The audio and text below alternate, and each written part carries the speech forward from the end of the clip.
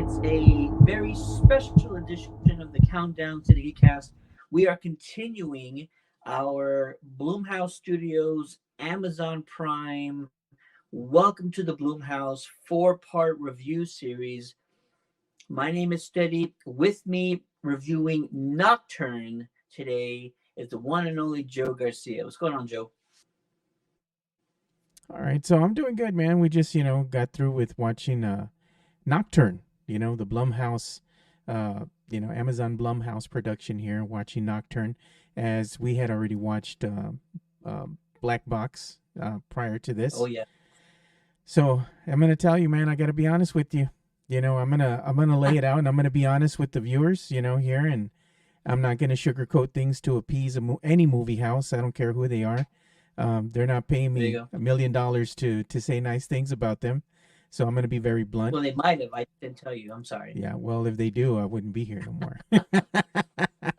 No, but um, honestly, I mean, I had a certain amount of expectations coming into this. Looking at the trailer prior to looking at watching the movie, and then I had the wife sit down because she loves horror, so this is right up her alley. She's There like, you "Oh go. yeah, this looks like everything that would interest her." It looked like it had drama, a little bit of suspense, a little bit of a thriller in there, mystery, a little supernatural element thrown in there. So it had a lot of things going on, you know. So the For story, sure. the premise looked very interesting. Of course, it set around some young people. Um, they're going to this art school, like a prep school, that's exclusive, and you have your typical teens. Everybody looks like they're about 16, 17, 18 years old here in this movie. So it's one of those, harkens back to the days of watching Scream, where you had all these younger people, or even Friday the 13th, So I was like, okay, Oh, let me for real. check this out, see what it's about. I got to tell you, man, it was just a hot mess. It just left me scratching my head. It was too ambitious, I thought, in what they were wanting to do, and the story just got away from them. The acting from the one main character was actually good. As far as the Yeah, story revolving around her, you're seeing it kind of through her perspective and what she's going through throughout the film. But the other characters were just hollow. It didn't really make me care about them in any way. It just felt forced. It just seemed like I was watching a bad back to school special with a little horror and supernatural oof. element thrown into it. If you have to ask my honest opinion, stream or pass, this one gets a hard pass. I had more fun watching Killer Clowns from Outer Space than I had watching Nocturne.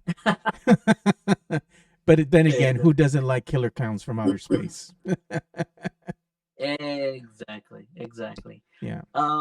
So this movie was interesting. I had a little bit of a different experience because this was my college years. I Yeah. was a music major, so being in practice rooms, doing recitals or showcases, playing piano in front of a crowd, I actually did that for like 4 years. So immediately I had something to like relate to. So I did appreciate that part of it. And it brought back a lot of memories, learning repertoire and reading music and all that good stuff. This movie is about twin sisters, Juliet as well as Vivian. Yeah. Vivian is your superstar. She is your master pianist. I don't want to say she's a favorite child, but clearly the parents know what she's capable of, and they never hold back about Yeah. their superstar child. She's the more outspoken Juliet, twin. our She's the main, more outspoken twin, the one that kind of there shines a you little go. bit brighter, personality wise. And Juliet, who is yeah, and Juliet, who's our main character, is the one that it's always been in her sister's shadow. So there's a little bit of animosity. There's a little bit of jealousy, and it's sibling rivalries can go really wrong if given the Yeah. right tools, or when you start dealing with the occult. things can get bad really quickly. I will say this: the movie was interesting. The premise was interesting. You mentioned the acting of our main character, Sydney Sweeney, who plays Juliet. I thought from start to finish, she was phenomenal. Her transition from the beginning movie to the end of the movie, seeing her evolve throughout this film, emotionally, she was spot on, impactful for the film. Even Vivian, I think Madison Eisman, I think she also did a really good job. And it's tough to see this happen between not just family but sisters, twin sisters. This movie tries to do something non-spoiler, by the way. We're going to be talking about non-spoilers for the first few minutes of this review, and then we'll probably dive deeper into the story after that. This movie deals with a sibling rivalry when a supernatural element comes into play. How far are you willing to let your jealousy take you? Are you willing to sort of do whatever it takes? And when you make those deals, they don't always turn out the exact way you think they will. So it's crazy ambitious, like you had mentioned earlier. Some things that we liked when this movie is dealing with this supernatural element. I think artistically, it's very good. No. I like that nothing is so straightforward that it's more of taking some risks. It's different. It's refreshing to see how they deal with those supernatural components. Some things that I didn't like, you mentioned earlier, it was a hot mess. At times, you're not really sure where the plot's going. You're not really sure what's happening. I think most of that's intentional. You do get some reveals later on in the film that start tying the pieces together about what's happening. Um, but does our main character know at some points? I think it's still confusing for the main character because she's not sure what's what's happening. She's not sure how her uh, thoughts and her ambitions are driving the plot of this story. And that part, I think, needs to be more distinct. I think that if the main character understands how she's influencing the environment around her early on, this movie adds a little bit more drama to it. But because things are sort of happening subconsciously for her, it takes more time for the audience to understand, and we lose, I think, a little bit of that drama. You follow me at all about that? I do, but the thing is like it didn't really have an identity. You know, that I think that was the biggest issue that I had with the Yeah. film. It started off with throwing in a little bit of that supernatural element where you find in the beginning of the film as it's opening up, you're seeing one of the students, I believe her name was Moria, in the film. You see her jumping off a ledge, committing Yeah. suicide, and you're left to wonder, well, what happened to this young woman, to for her to do this, you know? And slowly but surely, you start coming into the storyline where you hear the kids start talking about her, and she was always, you know, kind of to herself, and some people thought, you know, the main character, for example, um, she thought that she was brilliant, you know, as far as her being able to play her instrument. I believe she was playing, what was it, the viola or the violin, that she was playing in the film. Violin, Um, I think, yeah. and you know, she was really good at what she did, because again, this is revolving around this prep school where all the kids that are going to this school are gifted, you know, whether it be art or whether it be acting, the theater element. Everybody is how do you say, they're gifted in the arts, you know. So you have the kids that you're kind of looking at, and these are the kids that you stated are musically inclined, where they're practicing classical music, and the whole how to do is revolving around, you know, this, I guess, this production that the school has. That's a big how to do. Everybody comes out and checks it out. Theater gets packed, and you get to perform in front of this large audience. And the kids are stressed out about it, of course, and they practice not only for many years, but they're practicing really hard to get the sheet music and everything memorized and play their notes right, and get everything ready behind the scenes. And you're kind of following that, and them in music class, them in just everyday life. There's kind of their struggles and tribulations of being teens.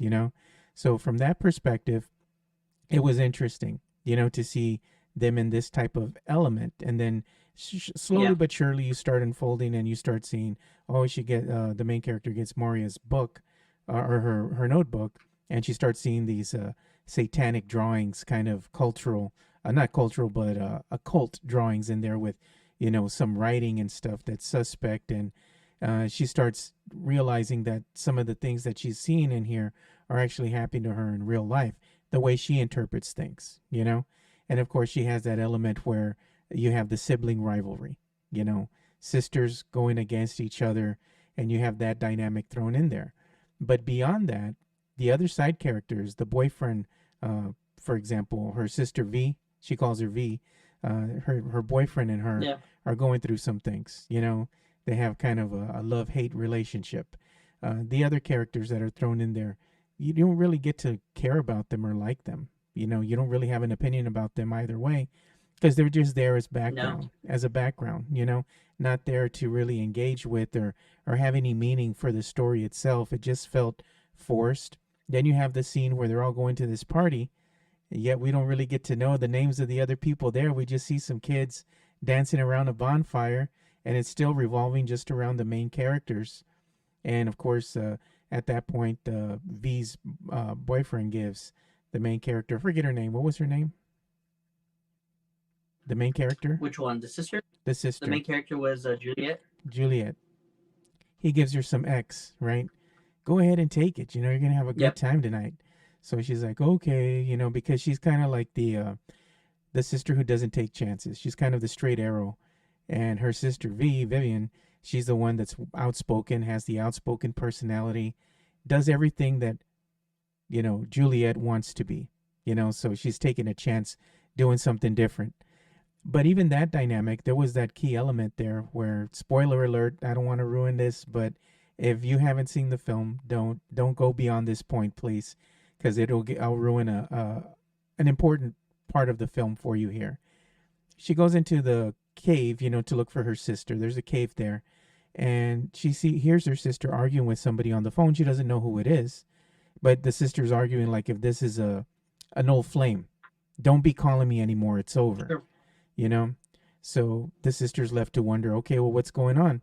And then the boyfriend comes in, and he's talking with her, and she says, are you doing okay? No, she throws up. Make a long story short, after that, they wind up getting in an argument because the sister comes and finds her sister Juliet sitting right next to her boyfriend. And I guess she's kind of already in a way of thinking where she's upset because she just got off the phone with somebody we don't know who this person is at this juncture in the film. So she's upset. Yeah. And she's upset that her sister's sitting right next to her boyfriend and they're by themselves, and she's assuming something else. And then she insinuates, oh, look at the way you look at her, look at the way she looks at you. I seen the way she gets nervous. And then they start fighting, and Vivian starts, really coming at Juliet, and Juliet just finally had enough and pushes her, and then she runs away, and the sister Vivian runs after Juliet, and they go into the cave scene. This is where Juliet is running away from her sister Vivian, and she just sees a bright flash of light. She's overcome with it so much that she takes a knee. She goes down to the ground, and doesn't really know what's happening. It's kind of like like if she's having a hallucination, and she can't really Yeah. cope with this fragmented reality that is happening. She doesn't know, is it real? What's going on? She's confused.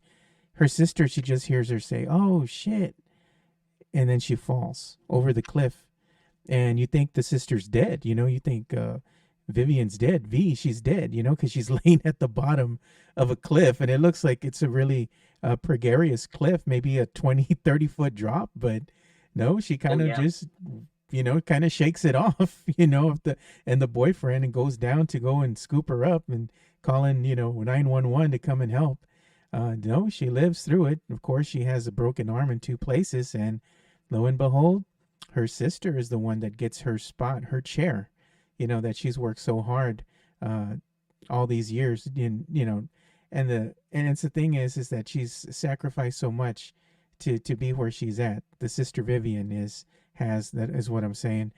And Oh then yeah. when her sister Juliet kind of takes her spot, that it's like that how could you moment, so you have that dynamic. The dynamic between the sisters is believable because if you have siblings, you've been there, done that. But as I stated, the rest of the story is just fragmented. It doesn't move along um, fluidly. It kind of drags at times. It doesn't know where it wants to go. It kind of gets in its own way. I feel like if they would have revolved more around getting to know the characters and showing bad things happening as the film is unfolding, because Juliet is starting to see more and more of these drawings and these weird, symbols in this notebook, and how it's correlating to real life, to where you really get to like these characters and things happen to them. That would really bring you along for the ride, but you really don't get much of that. It's just from the perspective of one Juliet, and that's where I had the issue with the film. It wanted to be too many things. I think it wanted to be like a psychological thriller with the supernatural element thrown in, and it kind Yeah. of was almost like they had wanted to play with your mind a bit, kind of much like Inception, where you don't really know what reality is and what is made up, but doing too many things all at once, I think, is where this film and the story kind of got away from them. If they would have stuck to one thing and just really played that to perfection, this film would have been a lot more enjoyable. As it is now, it's just a fragmented piece of what could have been, you know? Yeah. I see your point definitely. Um, for me, I know you said if it was recommend or not recommend, you were going the not recommend side.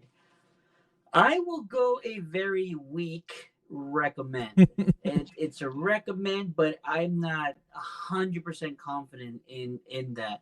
It's for I a think there specific group of is. people that enjoy this film, you know? I was just about to say that. I think there is a good uh, target audience that's going to be very intrigued by this story. It's not a horror story by any No. means. It's more of a mystery. If there was a little bit more action and more tension, I'd call it a thriller. But I'll just say for now, it's for me, it's sort of a mystery. Now that we're talking about spoilers, I will say that I did want to know, as I mentioned earlier, the main character Juliet, she's sort of being caught. She's having to catch up with what's happening around her, Yeah. and yet these are all things that are benefiting her, and it's almost like she's making a contract with. She's making a deal with the devil. But there's no point in this movie where we don't need to blatantly or see or make a handshake with someone or a dark figure With or an something like entity. that. Yeah. Right. But she should at least have the understanding that she's making these decisions like knowingly. No. But just when she's bringing when she's going along this entire movie, she has no idea why these things are happening for a good while. I Yeah. mean, these things are all benefiting her, and she's still not really fully understanding it.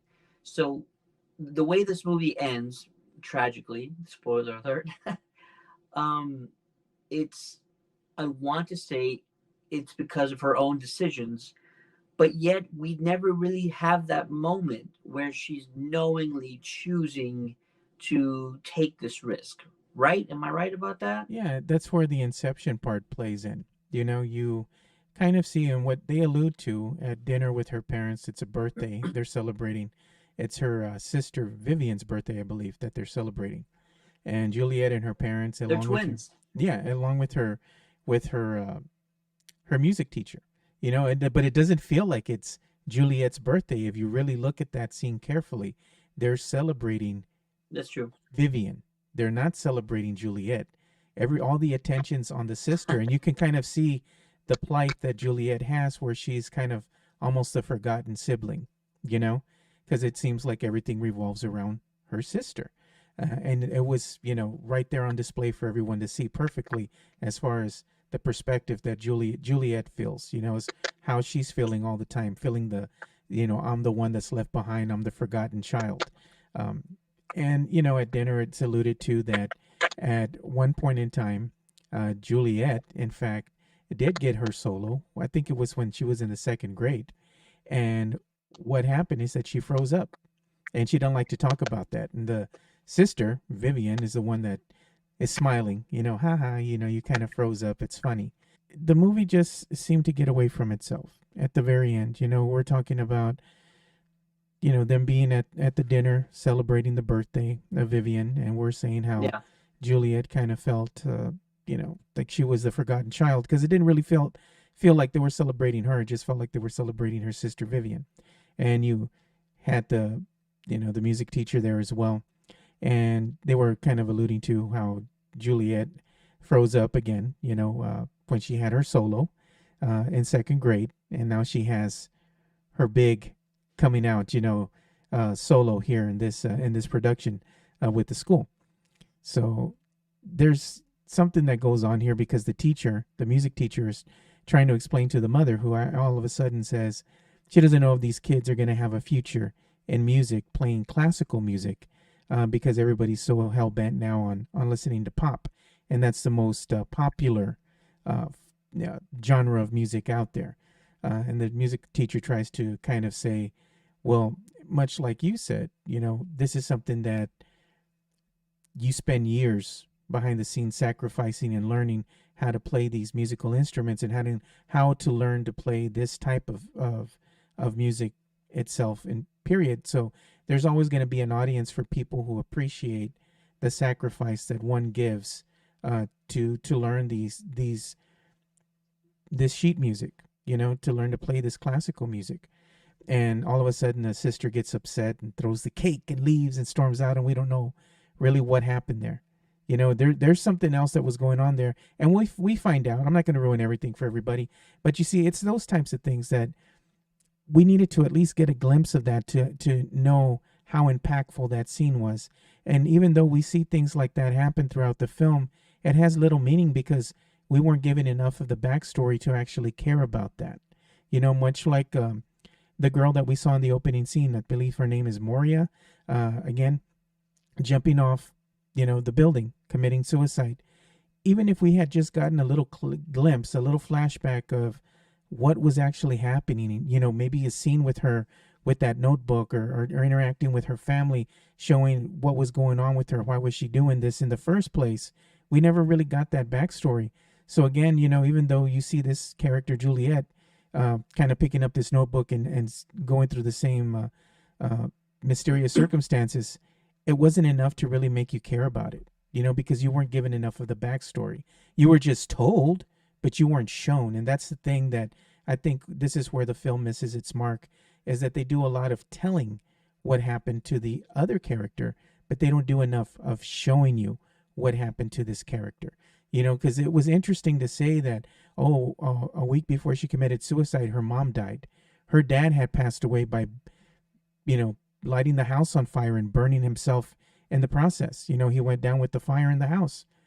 Those are things that were impactful, that were deserving of some type of flashback scene, which we never got, because, again, you want to show the impact of what this notebook means in the hands of another character, such as Juliet. The danger. There was no real present danger, other than just Juliet saying, I don't understand what's happening to me. All these things are going wrong with me. As far as like her mind, you start seeing her going down these dark places. But again, you just really didn't have that connection with her, or felt like you were there with her plight, because of that disconnect. I would have liked to see more of that inclusion, So I really feel that connection with the character. I think that's where the film misses its mark and doesn't really recover from it. Again, I think they were just too ambitious in what they wanted to do, and it just kind of got away from them. Yeah, I agree with that. And I kind of relate to you in the sense that I wanted more information Yeah. for the main character as well as the audience. You mentioned the very first student, Moira, Yeah. who committed suicide. What is the entity's goal? Yeah. Because the deal, that's what I'm assuming this is, right? It's a deal. You get fame, fortune, or your wildest dreams come true, but in return you have to give something back. Well, if the very first student loses her parents, both ways that the notebook, you would assume, predicted or expected, then why is the end result always the same? Like, why would anyone make these choices willingly if they understood that the end result is not going to be something favorable for them, Yeah. right? Yeah. And not only It that, don't never forget. ends well. It, yeah, No. it never ends well for anyone who's willing to accept this contract, Yeah. and yet they're going through all this. Yeah. So if this, I'll say just entity, if the entity or the presence is handing out these deals, these contracts, um, when are they saying yes? How do they say yes? Is it something that they have to do or say or think, or does it just happen when they start reading the notebook itself? Um, I kind of just want to understand, when do they start accepting the terms, and is it inevitable? Do all the terms Yeah. of the deal, the contract, have to play out? Is there any way to back out of it? Um, She it burnt the doesn't. notebook, though. She burnt the That part notebook. doesn't make a lot of sense. But Yeah. the premise itself to me is interesting, and like I mentioned earlier, this is a very tragic story. It ends Yeah. tragically, but it is, like I said, it is interesting. I found it fascinating. It was a fascinating story. I was following along as best I could. Very fascinating. Yeah. Artistically, the cinematography is done very well, I believe, in this film. I really enjoyed that aspect of it. I wanted some more information. Yeah. She burnt the notebook, though, as we both did see. And the paper burns, everything burns, even the symbols on the notebook, all that kind of stuff burnt down. So you want to know, and that's the thing, in the whole film, when did she sign the contract? When was the Oh agreement yeah. made? You don't Oh yeah. get that. You Oh don't, yeah. not even in a dream state or anything, or if she was talking to herself, a reflection of her or something, anything, um, you're just left wondering, with more questions after you finish watching the film. Even the last scene that was so iconic, I thought, um, the dramatic ending, the finale, it had a more impactful meaning. But again, it was kind of lost in that whole shuffle because you kind of saw it coming a mile away. But then when it happens, do you really care? No. Hmm. You really didn't feel that connection with the character enough, so it's going to leave you in an emotional state or bring you to tears because of it. you know um and then that's what I'm thinking. This is where the film kind of loses you. It didn't do a good enough job of making you believe, nor did it do a good enough job of giving you the information needed so you could feel this correlation or this connection with the main characters in this film. It was a film that started off with great promise, but again, it just was fragmented and it just kind of fell apart at the end. The best part of the movie for me was when it was over. you know, it's like it was finally put out of its misery, much like Juliet laying there, upon the statue, you know. Yeah. That's kind of how I felt at the end. I was just glad it was over. It wasn't, to me, it wasn't fulfilling. It just left more questions than answers, and just again, it just fell apart. I wanted to be entertained. That's why we watch films. That's why you watch a movie or you watch a TV series. You want to be entertained. You want it to either give you some type of emotion. You're investing time, and because you're investing that time, you want this movie to get you and make you feel a certain way about things. Is it going to take you aback because Yeah. it surprised you? Is it going to make you jump because you got scared? What's your range of emotion as you're going on along for this ride? That's what makes movie watching so dynamic and so moving for everybody. It strikes chords with you because of the emotions that it plays as you're watching a film with, the plight of the characters, or somebody gets killed that you really had a connection with, that you see yourself in. In this movie, it just didn't see myself in anybody. It didn't make me believe. It didn't make me feel anything other than just relief because it was done, you know? If you were a music major in college, that you might have felt a little bit differently. I'll tell you that much. Probably. So that's a not recommend from Joe. It's a weak recommend from me. I do like the acting, the performances in this movie. By the few characters that we followed were really well done. The story is interesting as far as like how much of it I really wanted to be executed well.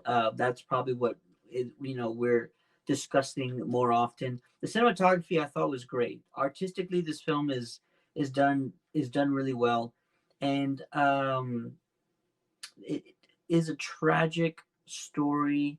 Um, it's fascinating. The entire tone of this movie is a very somber one, but it doesn't mean that that's a bad thing because there's plenty of movies that have been well received that are just somber in tone from start to finish. So that's our discussion. That's our talk about Nocturne. We also want to hear from you guys. Once you see Nocturne, be sure to let us know what you thought about the movie. Go ahead and write it in the comments below, or you can also send us a message on Facebook by just clicking that send message button. That's all you got to do. Yeah. And we have one more review coming up. JC and I will be discussing Evil Eye, the final film in our four-part Welcome to the Blumhouse Amazon Prime series. So very exciting. These movies are very different, but they're all original stories. I will say that these Yeah. stories are not like anything I think I've seen in a very long time, or ever for that matter. So excited to talk about Evil Eye and Blumhouse. Let's do it again, man. Let's give us some more movies. Keep releasing those movies, please. Said I agree with you. I'm excited, to see Evil Eye. I want to see Ojo. I think they should have just named it Ojo. So we could go ahead and check that out, So I'm with you. I want to give them all their fair share of me watching and you watching, Oh, and sure. the ability to give a good review, not just to skim through it and fast forward. We don't do that. I sit down and watch the whole thing, from beginning to end, Amen. for better or for worse, So kudos to Amazon and for Blumhouse for putting this together. You can't always have everything be as a knock it out of the park success, but really, guys, I commend them. I commend them for at least putting out original content. Here, here, here, here. All right, that'll do it for the countdown to the Geekcast. My name is Steady. With me on this review episode for Nocturne is the one and only Joe Garcia. Yeah, again, had a great time watching it. Looking forward to getting more opportunities to watch more screeners and give you guys an honest review. I don't have a dog in this fight. I like watching movies, and I'm going to give you an honest review, even if it's brutally honest, So sorry, it's just the way I am. Enjoy, guys. Have a good night. Yep. Bye. Hey guys, Agent Aaron here. For more Geekcast episodes, subscribe to us on your podcast app and please write us a review. Be sure to like us at Facebook at facebook.com/CountdownCityGeekcast. Follow us on Twitter at ccg_podcast or visit our website at www.countdowncitygeekcast.com. See you later, guys.